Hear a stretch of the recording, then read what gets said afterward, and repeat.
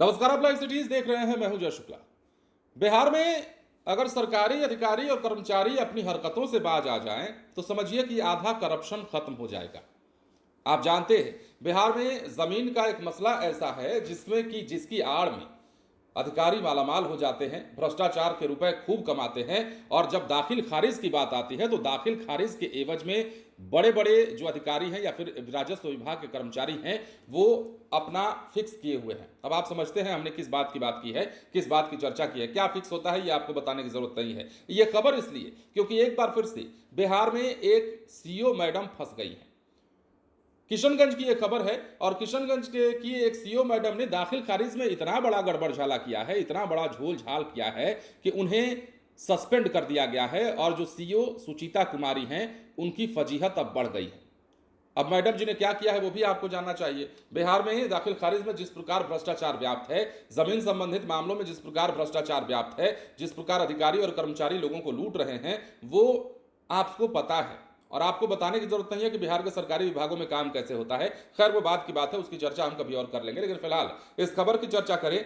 राजस्व और भूमि सुधार विभाग ने ठाकुरगंज की अंचल अधिकारी सुचिता कुमारी को सस्पेंड कर दिया है। उन पर आरोप है कि उन्होंने अपने काम में लापरवाही बरती और गलत कागजात के आधार पर नामांतरण यानी कि दाखिल खारिज को मंजूरी दे दी। राज्यपाल से अनुमति मिलने के बाद विभाग ने यह आदेश जारी किया। यह मामला मोहम्मद कसमुद्दीन की शिकायत के बाद सामने आया, जिसमें उन्होंने सुचिता कुमारी पर जाली दस्तावेजों के आधार पर जमीन का नामांतरण करने का आरोप लगाया था।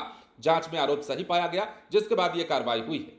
अब यह भी जानिए, भातगांव ग्राम पंचायत के नेगराडूबा गांव के रहने वाले मोहम्मद कसमुद्दीन ने एक शिकायत दर्ज कराई थी। उन्होंने आरोप लगाया था कि सुचिता कुमारी ने एक जाली केवाला यानी कि रजिस्ट्री का कागज के आधार पर जमीन का नामांतरण कर दिया। कसमुद्दीन ने दस्तावेजों की सच्चाई पर सवाल उठाए और एक आपत्ति पत्र भी जमा कर दिया।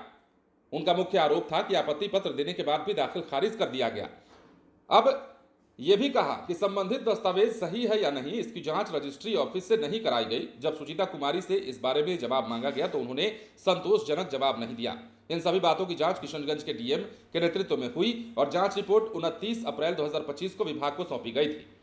अब जांच रिपोर्ट में कई अहम बातें सामने आई। रिपोर्ट में साफ लिखा था कि अंचलाधिकारी ने दस्तावेजों की सच्चाई की जांच नहीं की, उन्होंने जानबूझकर आपत्ति पत्र को अनदेखा किया। रिपोर्ट में यह भी कहा गया कि उन्होंने अपने काम में बहुत लापरवाही बरती, उदासीन रवैया अपनाया। इन बातों को ध्यान में रखते हुए विभाग ने माना है कि सुचिता कुमारी का काम अनुशासनहीनता की श्रेणी में आता है, इसलिए उन्हें तुरंत सस्पेंड करना जरूरी था। सस्पेंड होने के बाद सुचिता कुमारी को आयुक्त कार्यालय पूर्णिया में अपना मुख्यालय बनाना होगा। उन्हें पूर्णिया में ही रहना होगा और बिना अनुमति के मुख्यालय नहीं छोड़ सकती। उन्हें नियमों के अनुसार जीवन निर्वाह भत्ता मिलेगा। इसके साथ ही उनके खिलाफ विभागीय जांच भी शुरू कर दी जाएगी। इस मामले में डीएम जो विशाल राज है उनका कहना है कि उन्हें इस कार्रवाई से संबंधित कोई भी विभागीय पत्र नहीं मिला है। उन्हें यह जानकारी सोशल मीडिया से मिली है और उन्होंने कहा है कि विभागीय आदेश और प्रक्रिया आने के बाद ही स्थानीय स्तर पर इस पर अमल किया जाएगा। खैर ये बात तो है, लेकिन किशनगंज की जो सीओ मैडम है ठाकुरगंज की, वो अब फिलहाल फजीहतों में पड़ती हुई दिखाई दे रही हैं और दाखिल खारिज का जो मामला है, दाखिल खारिज के नाम पर जो उन्होंने झोलझाल किया है उसे अब इन्हें भुगतना पड़ रहा है और इन्हें तुरंत सस्पेंड कर दिया गया। रही बात बिहार की और बिहार के सरकारी विभागों की, तो आपको पता है कि बिहार के सरकारी विभागों में काम किस तरीके से होता है और ये बार बार अब कहने में भी अच्छा नहीं लगता है, क्योंकि बिहार में जो सच है वो सच है और इस सच पर जब काम नहीं होता है, जब भ्रष्टाचार के खिलाफ कोई काम नहीं होता है और आपके सरकारी विभाग में किसी भी विभाग में जाइए, अगर भ्रष्टाचारी बैठे हुए हैं तो वो लोगों के लिए फजीहत का सबब बनते हैं। एक्शन होता है, सस्पेंड होते हैं, लेकिन क्या सस्पेंशन ही एकमात्र इलाज है? क्योंकि आधा तनख्वाह तो फिर भी उन्हें मिलती है, घर पर आराम करने को भी मिलेगा, तो क्या ये बहुत ज़्यादा हो जाता है? अब ये सवाल हम आप पर छोड़ते हैं, इसका जवाब आप दे सकते हैं, लेकिन बिहार में भ्रष्टाचार पर हथौड़ा चलाना, एक बड़ा हथौड़ा चलाना बेहद ज़रूरी हो चुका है और अधिकारियों कर्मचारियों को ये बताना ज़रूरी हो चुका है कि बिहार में अब ये नहीं चलेगा। बने रहें लाइव सिटीज के साथ। धन्यवाद।